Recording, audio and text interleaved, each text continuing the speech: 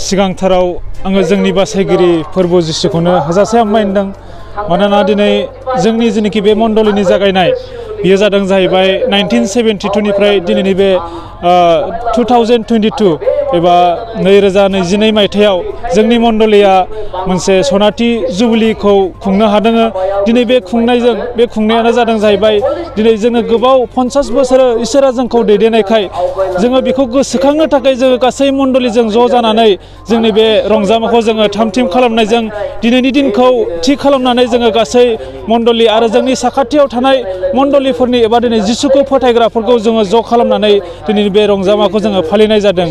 बेनो दिनै जोंनि जेनाखि बे फालिनायानो जोंखौ इसोरा दि अनबाय बिनि थाखायनो जोङो बेखौ गोसोखांनो थाखाय जोङो थैबायमोन एबा दिनै थैनायखौ बासायजानायनि थाखाय जोङो बे 50 बोसोर गोलाव बोसोरखौ जोङो इसोरखौ हामबायनायनि थाखाय जोङो बेखौ फालिदों। नोंथांमोना मा खामानि मावनो हायो 50 बोसोरसिमाव आगान होबाय मा खामानि मावनो धोरोमनि गेजेरजों नोंथांमोननि गामियाव दिनै जोंनि बे मण्डलिया जोङो मोनसे बिबिसे होननाय बिनि सिङाव जोङो सिं जानानै जोङो इसोरनि खामानिफोरखौ जोङो मावो। जेरै जोङो मोनसे एभान्जेलिस्ट फाथायनायजों इसोरनि हाबाया जेन' बारायो आरो बेजों लोगोसे माखासे जोंनि मण्डलियाव दान होनायफोरजों जोङो गोबां समाजनि खामानि जेरै बिबिएडनि गेजेरजों मोनसे दै लोमजानाय आरो गुबुन गुबुन बांग्रिफोराव मावजानाय एबा दिनै गोबां खस्थ' मोननायफोरनि थाखाय दान होनायजों जोङो बिसोरनि गेजेरजों जोङो मदद हरनो हायो एबा हरो समाव मायबाफोर जायोब्ला जोङो बेफोरनि गेजेरजों जोङो समाजनि इसोरनि हाबाजों लोगोसे समाजनि खामानिफोरखौ जोङो मावबोगासिनो।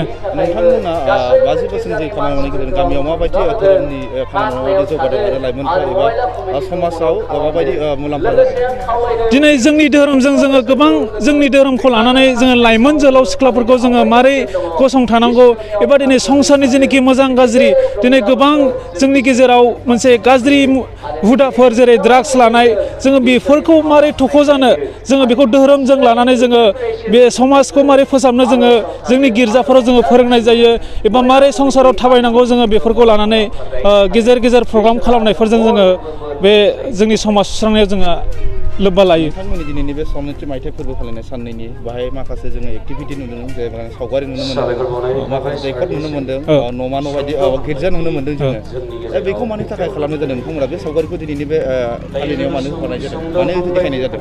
दिनै जोंनि बे रंजामानि जेनाखि नुथायफोर जोङो साखाथियाव खालामदों जाहैबाय सिगां बे हाग्रामायाव फैनानै जोंनि फोथायारिफ्रा एबा जोंनि थागिबिफ्रा माबायदि इसोरखौ फोथायोमोन सिगांसिनथाराव फांनै सेरफांनि सिङावहाय बिसोरो इसोरखौ गोसोखांदोंमोन। बिनि उनावहाय मोनसे थुरि जिगाबनि गिर्जा न' लुनानै बिसोरो इसोरखौ सिबिदों आरोबाव बिदिनो मोजां मोजां लुबोगासिनो दङ। इसोरनि अननायखौ मोननानै जोङो मोनसे आरोबाव गोदान बिल्डिं एबा गोदान मुगानि न'खौ जोङो लुनो आखायाव लाबाय। बे गासैबो इसोरनि अननाय बे जोंनि बे जेनाखि जोंनि खाथियाव नुथायफोर जेरै हाजोबो जोङो खालामदों जोङो बेजों फोरमायनो सानदों जाहैबाय बे जायगाया अरनबारि एबा हाजोनि सेराव जोङो सोलियो एबा दिनै जोंनि बे गासै साजायनायफ्रा बे गासैबो जोंनि मण्डलिनि सोमोन्दो गोनां। दैखरगुरि गामिया बोरै दैखरगुरि गामिया ओरैबायदि जादोंमोन जाहैबाय बै समाव जेब्ला हा गोदान खुलिनाय जादोंमोन बे हा गोदान खुलिनायावहाय जोंनि साखाथियावहाय जोङो दिनै दैखरखौ नायोब्ला 30 फुट आरो 40 फुटनि सिङावसो जोङो दै मोनो। नाथाय बै समावबो जोंनि बे गामियावहाय खाथियावहाय मोनसे जियायग्रा दै दन्दर दंमोन जाहैबाय। बे दैनिफ्राय खारबोजेननाय सुबुंफोरा बे जोंनि मण्डलि एबा खाथियावहाय गामियाव मोनसे दै जियायग्रा दंमोन बेखौनो गोजान गोजान गामिफोरनिफ्राय फैनानै दिनै दैखौ लांफैनायलाय दिनै बे गामियावहाय बे जायगायावहाय मोनसे दैखर मोनसे बानायनायलाय दिनै बे दैखरनि गेजेरजोंनो जोंनि मण्डलिखौ माने दैखरगुरि होननानै गाबज्रिनाय जायो। नोंथांमोननि दिनैनि बे सनाथि मायथाइ फोरबो फालिनायाव बबे जायगानिफ्राय बबेबा माने चार्चनिफ्राय बेयाव बाहागो लाफैनो हादों? दिनै बे जोंनि सनाथि रंजामा फालिनायावहाय जोंनि साखाथियावहाय दङ गुबुन गुबुन डिनोमिनेसननि जेरै BELC NELC बेजों लोगोसे जोंनि जेनाखि जोंनि डिनोमिनेसनखौ बुङो जाहैबाय बेप्टिस्ट बेजों जोंनि एरियायावहाय बे आमथिखा एरिया ओनसोलावहाय 24टा मण्डलिफोर दङ बिसोरनिफ्राय माखासे दैदेनगिरिफोर आरो जोंनि एस'सिएसननि दैदेनगिरिफोर जोंखौहाय मदद होनायजों दिनै बे प्रग्रामखौ खुंफुंनाय जादों। गाहाय आलासिया जोंनि BBSनिनो आफादगिरि मिस्टार नबिन बसुमतारी बिथाङा बङाइगाव गोजोनफुरिनि।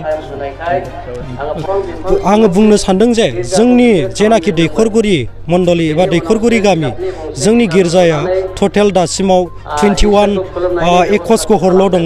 जोङो जोबोर फिसा फेमिलि, जोङो जोबोर फिसा आरो जोंनि मण्डलीयाव गोरों गोरा गैया। बेबायदिनो दासो जोंनि लाइमोनफोरा एसे इसोरनि अननायनि दारै आरो इसोरनि महिमानि दारै दासो जोंनि गामिनि एबा जोंनि मण्डलीनि लाइमोनफोरा दासो गाहायनिफ्राय गोजौ थाखो फारसे आवगायलांगासिनो दङ।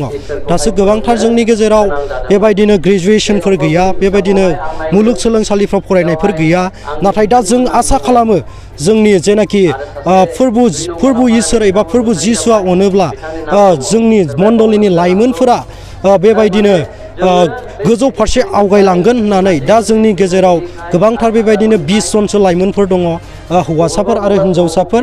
आरो बेजों लोगोसे आङो दा बेखौल' बुंनो सानो जे आङो बे जोंनि मण्डलीनि लाइमोनफोरखौल' नङा, जेनाखि आङो स्पेसियेलि जोंनि बर' लाइमोनफोरखौ आङो खावलायहरनो सानो जे जाहाथे बयबो फरायनाय एबा लिरनायाव जाहाथे मोजां लामाजों हान्थिनानै एबा इसोरनि उन थाबायनानै जेखुनु जा धर्मआवनो थाया मानो जाहाथे जायनाखि बे रादाबखौ नायगोन जाहाथे सैथो लामाजों आगान सुरलाङो। आं बेखौसो बुंनानै आंनि गोसो गोरबोनि बुंनायखौ आङो बेयावनो फोजोबनाय जाबाय।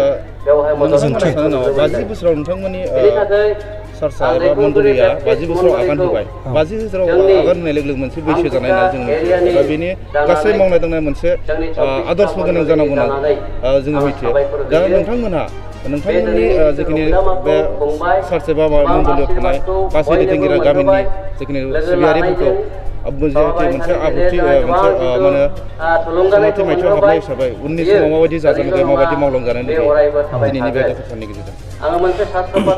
दासिमावथ' जोंनि गेजेराव गोबांथार चेन्ज जाबोनायखौ जोङो नुनो मोन्दों। माने सिगांनि समफोराव जोङो बांद्राय नुबोआखिसै, मानोना जोंनि आबै आबौमोननि दैदेनबोनाय समखौ जोङो जारिमिनल' सुजुनाय जादों। जोंनि माखासे सिनियरफोर दङ, स्पेसियेलि जोंनि आबौ दङ, जोंनि आबौ बियो जोंनि मण्डलीनि गागि।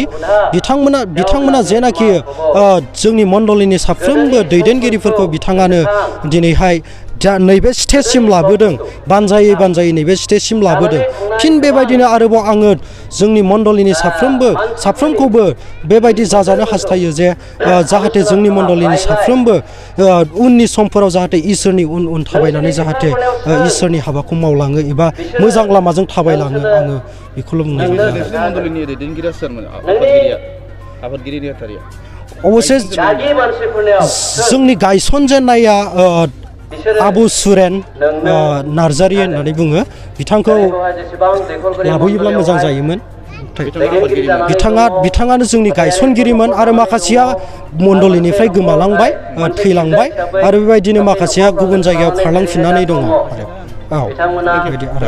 गोजोनथाव खौरां, गोसो गुदुं फरायसा एबा सुबुंफोरनि थाखाय टारगेट कचिं इनस्टिट्यूटआ बेसेन गोसा सुबिदा लानानै फैदों। जायफोर बिथांमोना banking, railway, SSC, insurance, defence, Assam police बायदि आनजादनि थाखाय साखाफारा जानो मोजां खाबु मोनाखै, बैसोर बायदि फरायसा एबा सुबुंफोरनि थाखाय मोनसे मोजां खाबु सफैदों।